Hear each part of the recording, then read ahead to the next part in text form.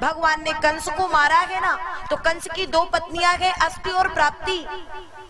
पिता जरासंध के पास गई, बात बताई तो जरासंध ने 23 अक्षौहिणी सेना के साथ चढ़ाई कर दी मथुरा पर। भगवान ने देखा, अच्छा अब भगवान को कौन जीतने वाला महाराज। 17 बार के युद्ध में कृष्ण ने समस्त सेना को हरा करके वापस भगा दिया। 18वीं बार पंडित जी लोग फंसे,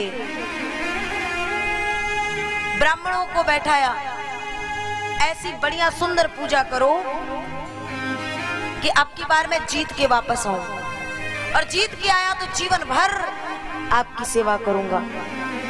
और कहीं धोखे से हार गया तो जितने आप बैठे हैं उनमें से एक भी जीवित बचने वाला नहीं है। अब तो पंडित जी लोगों का ध्यान पूजा में तो नहीं है, बस हरे कृष्ण कृष्ण बचा लेना, कृष्ण बचा लेना। भगवान युद्ध के लिए आगे बढ़ते, दाऊ भैया से बोले, दाऊ भैया आज मन नहीं है। क्या मन नहीं है? बोले युद्ध करने का मन नहीं है। बोले बावला हो गया है क्या? भूमि को, मैदान को छोड़ के भागेगा तो लोग क्या कहेंगे? बोले क्या कहेंगे, इतना कुछ तो कहते ही हैं, और एक नामकरण हो जाएगा, रण छोड़। भगवान ने कहा अच्छा ही है, भाग चलता हूँ। भाग गए मेरे गोविंद, और नाम पड़ गया आज से ही रण छोड़। बोलिए रण छोड़ भगवान की जय। गए और काल यवन आया है, भगवान भागे हैं, एक गुफा के भीतर गए हैं। राजा मुचकुंद वहां शयन कर रहे हैं। भगवान ने अपनी पीतांबरी उन पर डाल दी। काल यवन को लगा कृष्ण यहाँ है, ओहो मुझसे भय खा करके यहाँ शयन कर रहा है। और जो ही चरण का प्रहार किया, मुचकुंद के नेत्र खुले, और वही दृष्टि, पहली दृष्टि पड़ते ही काल यवन जल करके भस्म हो गया। भगवान एक ऊंचे टीले पर बैठ गए हैं। रातों रात विश्वकर्मा जी को आदेश किया, समुद्र के भीतर वह पुरी बनवाई, सुंदर सोने की पुरी, स्वर्णपुरी बनवाई, नाम हुआ द्वारिका। और आज गए कृष्ण और द्वारिका के सिंहासन पर आरूढ़ होते हैं, हो गए द्वारिकाधीश। बोलिए द्वारिकाधीश कृष्ण की जय। समय बीता, राज्य संचालन हो रहा है। समय अभाव में हमारे बराती और जनाती सब तैयार हैं, और ज्यादा मुरझाए ना, इसलिए समय बीता। एक राजा है रेवत, उनकी एक कन्या है रेवती, उनसे विवाह होता है दाऊ भैया का। कृष्ण को लगा ये तो निपट गए, इनका हो गया, अब हमारा भी होना चाहिए। लेकिन कृष्ण का विवाह कैसे हो? सुखदेव जी बताते हैं, परीक्षित कुंदनपुर के राजा, विदर्भ देश के राजा है भीष्मक, 5 पुत्र हैं, और उनको एक दिन एक सरोवर में एक कमल के पुष्प पर एक कन्या मिलती है, और वही है हमारी लक्ष्मी, कृष्णा अवतार में रुक्मणी जी।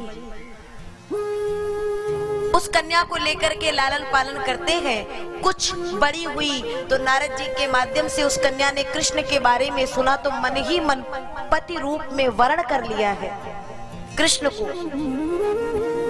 लेकिन जब बड़ी हुई तो भाई रुक्मी ने कहा, तुम्हारा स्वयंवर है रुक्मिणी, स्वयंवर बहाना है, और आपको वरमाल जयमाल तो शिशुपाल को पहनाना है। अब तो रुक्मिणी मैया बड़ी परेशान, भाभी जी के पास गई, क्या करूं, मैं कृष्ण को छोड़कर किसी और से विवाह करने वाली नहीं हूं। तो बढ़िया सुंदर भाभी जी ने सुंदर ज्ञान दिया, एक पत्र लिखा गया। अब इस पत्र का नाम सुनते ही लोगों की जो बुद्धि है वो बहुत जल्दी जल्दी चलने लगती। अच्छा, मतलब रुक्मिणी जी ने भी पत्र लिखा था, तो हम काहे नहीं लिख सकते? सुनो, वो सच में भाव का, स्नेह का, प्रेम का पत्र भगवान के लिए था। और पत्र लिखे भी तो कैसे? प्रभु सर्वप्रथम अपना नाम लिख करके मैं आपके श्री चरणों में प्रणाम निवेदित करती हूँ। बचपन से जब से नारद जी से आपके बारे में सुना, पति रूप में आपको वर्ण कर चुकी हूँ। अगर मैं आपको सुयोग्य लगूं तो ऐसे ऐसे मैं जाऊंगी गौरी जी के पूजन के लिए, आप आ जाएं। कोई आपसे जबरन मैं नहीं कह सकती, लेकिन मैं आपको छोड़ करके किसी और से ब्याह करने वाली नहीं हूं। ये सुंदर पत्र आजकल के पत्र वाले नहीं थे जो ऑनलाइन चलते हैं। बोलिए बाके बिहारी लाल की। बढ़िया सुंदर पत्र लिखी, पंडित जी को दी। पंडित जी आए, भगवान को वो पत्र दिए। भगवान ने देखा, पंडित जी को सांत्वना देकर के विदा दिए। और उधर हमारी रुक्मणी मैया सुंदर श्रृंगार करके गौरी जी के पूजन के लिए जा रही हैं। और भगवान कृष्ण रथ लेकर के, अर्जुन जी साथ में गए। चले दाऊ भैया सामने आए, कहा ये सवारी कहाँ को चली? अब कृष्ण तो बोले अब तो नहीं जा सकूंगा, अब तुम्हें क्या बताएं कि तुम्हारी बहू को लेने जा रहे हैं। कृष्ण कहते नहीं नहीं भैया, विचार किए बहुत दिन हो गए हैं, कुछ घूम फिर के आते हैं। रथ से? हाँ मन हुआ, आप कहे तो रख देता हूँ रथ, नहीं जाऊंगा। दाऊ भैया कहते शीघ्र जाओ, मैं तब तक इधर की व्यवस्था करता हूँ। और तब भगवान चल दिए। माता रुक्मणी गौरी के पूजन के लिए चली और पूजन प्रारंभ की।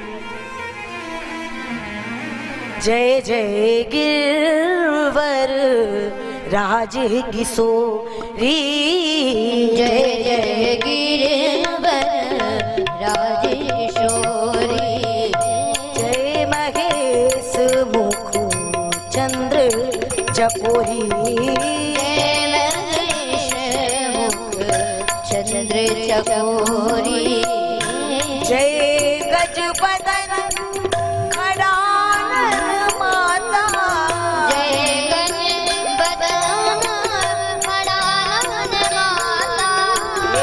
जगत जननी धामिनी दुखी गाथा, जगत जननी धामिनी दुखी गाथा, ओ जगत जननी धामिनी दुखी गाथा, जगत जननी धामिनी दुखी गाथा।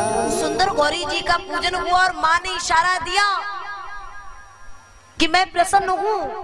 और मनुजा ही राचही मिलही सोवर सहज सुंदर सावरो, मनुजा ही राचही मिलही सोवर सहज सुंदर सावरो, करुणा निदान सुजान शील स्नेह जानत रावरो, करुणा निधान सुजान शील स्नेह जानत रावरो। यही भांति गौरी असीस सुनि सिय सहित गिया हरि सियनी, यही भांति गौरी असीस सुनि सिय सहित गिया हरि सियनी, तुलसी भवानी पूजी पुनि पुनि मुदित मन मंदिर चली, तुलसी भवानी पूज पुनि पुनि मुदित मन मंदिर चली, मुदित मन मंदिर चली, मुदित मन मंदिर चली। जानी गौरु अनुकूल सिय ही हर सुन जाही कही, मंजुल मंगल मूल बाम अंग पर कर लगे। उतने में ही कृष्ण का रथ पहुंचा। जितने सैनिक जो बड़े बड़े विराजमान है ना, सब कृष्ण को देखने में ऐसे भाव विभोर हुए कि उन्हें पता ही नहीं चला कि मेरा कृष्ण कब भीतर गया, रुक्मणी जी को लिया, रथारूढ़ किया और वहां से गायब। सब देख ही नहीं पाए, सब ऐसी नींद में सोए महाराज, और कृष्ण भाग गए। इधर सब तैयारियां हो चुकी हैं, राजा भीष्मक भी आ गए हैं और सखियां सुंदर रुक्मणी मैया का श्रृंगार कर रही हैं। भगवान की सुंदर वरमाल जयमाल पूर्ण हुई है।